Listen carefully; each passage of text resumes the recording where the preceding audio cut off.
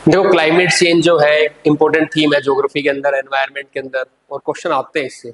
तो कितने आर्टिकल्स आते रहते हैं क्लाइमेट चेंज के, लेकिन आपको कुछ बेसिक बातें पता होना चाहिए, चार पांच, जो आप एसए में अपने आंसर में यूज कर सकते हो या पर्सनल टेस्ट में आपसे पूछे तो आप बता सकते हो सटीक पॉइंट। तो मैं आज आपको कुछ बताऊंगा कि आज तक इंडिया ने क्या एक्शन ले रखे क्लाइमेट चेंज को लेके, कैसा डिस्कोर्स चेंज हो रहा है इंडिया का, और आने वाले टाइम में इंडिया क्या और कर सकती है क्लाइमेट चेंज के जो इशू है उसके ऊपर।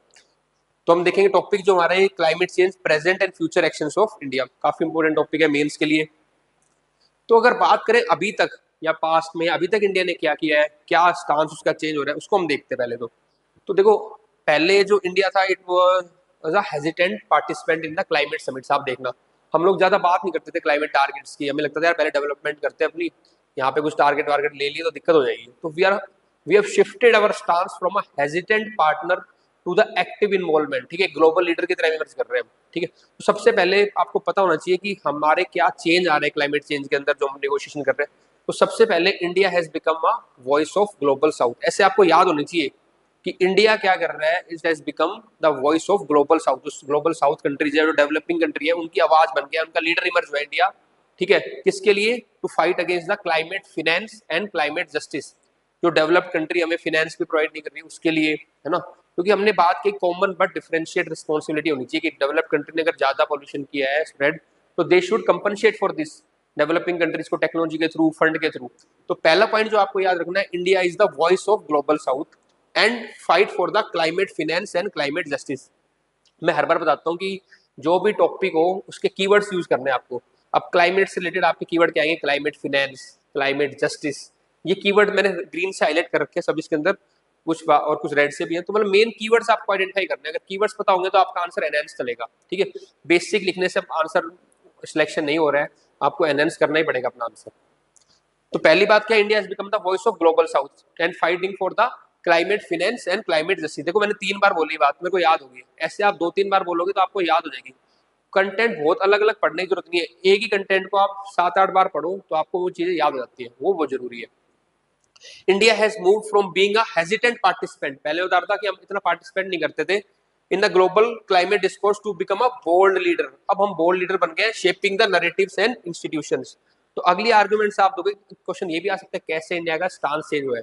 तो आप बताओगे पहले हम अब ग्लोबल वॉइस, ग्लोबल साउथ की वॉइस बन गए। दूसरा बताओगे we have shifted from a hesitant participants in climate summits to या climate negotiations to a bold leader shaping the narratives and institution. जो भी क्लाइमेट चेंज के नैरेटिव है और जो इंस्टीट्यूशन बन रहे हैं उनको हम शेप कर रहे हैं। फिर आप ऐसे नहीं छोड़ोगे उसको, बताओगे एग्जांपल 1 2 3 की, सर देखो एग्जांपल भी बताया मेरे को। तो एग्जांपल में आप क्या लिखोगे? India took some serious steps to tackle the climate change. तो हमने क्या किया है, we are the founding members, हमने फाउंड या we laid the founding stone for 3 institution का नाम लिखना है आपको। सबसे पहला है आपका ISA, international solar alliance. Second है आपका CDRI, coalition for disaster resilient infrastructure. और थर्ड है आपका जीबीए, ठीक है, ग्लोबल बायोफ्यूल अलायंस। तो क्लाइमेट चेंज का क्वेश्चन आते हैं, ये 3 इंस्टीट्यूशन आपको याद होंगे जिसमें इंडिया ने मेजर रोल प्ले किया है।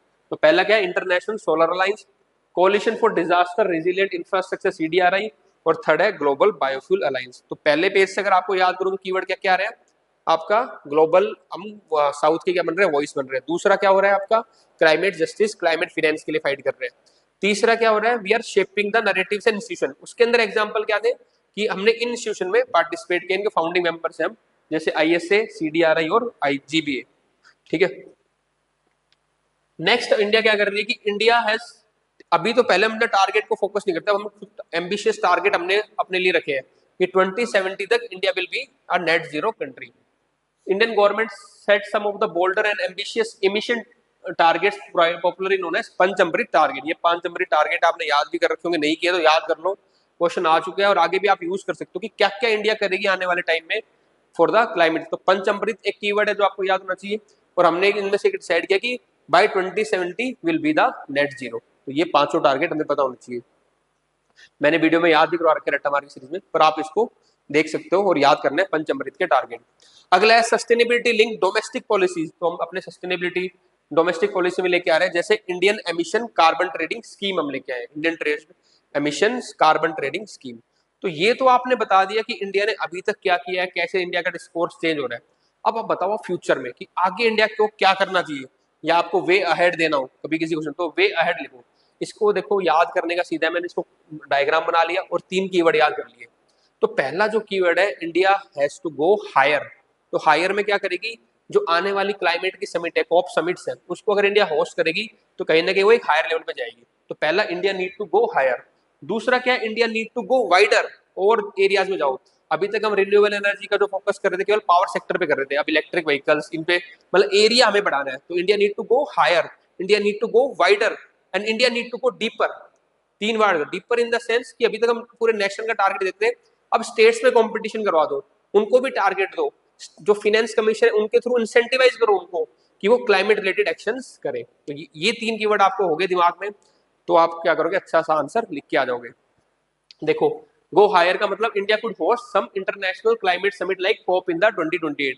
तो आज 4 साल पहले हम डिसाइड कर लें कि हमें कॉप 2028 को होस्ट करना है, उसके अराउंड जो भी नैरेटिव उनको सेट करना स्टार्ट कर दे, उनमें निगोशिएशन स्टार्ट कर दे, तब जाके हमारा लेवल हायर होगा।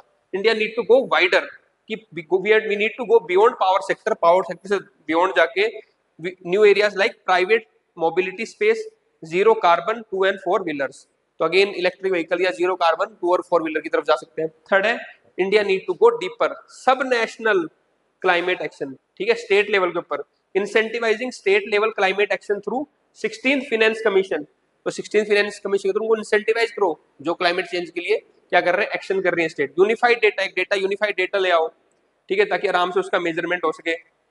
थर्ड है रैंकिंग करो, जैसे हम वाटर के लिए, स्टेट्स के सैनिटेशन के लिए, हेल्थ के लिए स्टेट्स को रैंक करते हैं कौन बेटर परफॉर्म कर रहा है, ऐसे क्लाइमेट चेंज के लिए भी जो अच्छे एक्टिविटीज करें उनको इंसेंटिवाइज करो, उनकी रैंकिंग करो। तो अगर हम ऐसे जाएंगे डीपर लेवल पे, फिर अगर फर्दर लग रहा है तो और पंचायती लेवल पे जा सकते हैं आप, या फिर अर्बन लोकल लेवल बॉडीज पे भी जा सकते हैं, लेकिन पहले स्टेट लेवल पे जाओ। तो ये आप पूरे इसके अंदर देखो, पढ़ाई करने का तरीका ही होता है, अब आपको एक पेज पे लिखना है कि क्या क्या कीवर्ड आपको याद आ रहे हैं। तो क्लाइमेट चेंज का कीवर्ड क्या आ रहा है आपको, climate justice, climate finance, global south की वॉइस बन गया इंडिया, 3 तो ये हो गए। उसके बाद 3 इंस्टीट्यूशन थे, जीबीए है ना, सीडीआरआई, आईएसए, वो हो गया खत्म, ठीक है। उसके बाद इंडिया ने क्या किया, डोमेस्टिक पॉलिसी बनाई है क्रेडिट की स्कीम की, ठीक है। फिर उसके बाद हमने नेट जीरो के टारगेट रखे हैं। तो ऐसे कीवर्ड आपको याद रहेंगे। तो अब उसके बाद आ जाओ कि ये तो अभी तक काम किया था, फ्यूचर में क्या करना है, गो हायर, गो वाइडर, गो डीपर, अंदर का आपको याद आ जाएगा। इस तरीके से स्ट्रक्चर बना के अगर आप टॉपिक याद करोगे तो आपको हर टॉपिक के 5 से 6 पॉइंट याद रहेंगे, और वो इंपॉर्टेंट है इस एग्जाम के लिए, क्योंकि इतना ही आपको लिखने का स्कोप मिलेगा, प्रोवाइडेड आप उसको लिमिटेड टाइम में रिकॉल कर पाओ। चीजें आपको याद रहेंगी तो आप रिकॉल कर पाओगे, इंटर रिलेट कर पाओगे। तो मेरी क्लासेस का पर्पस यही होता है कि चीजें आपको याद ही करा दूं, ठीक है। ऑफलाइन क्लास में, ऑनलाइन क्लास में हम ये इंश्योर भी करते हैं। बाकी अगर आप खुद भी पढ़ रहे हो तो आप भी इसको, पढ़ाई करने का तरीका ही है जो कि आपको प्रीलिम में हेल्प करेगा क्वेश्चन को रिकॉग्नाइज करने में और मेंस में आंसर को लिखने में। All the best.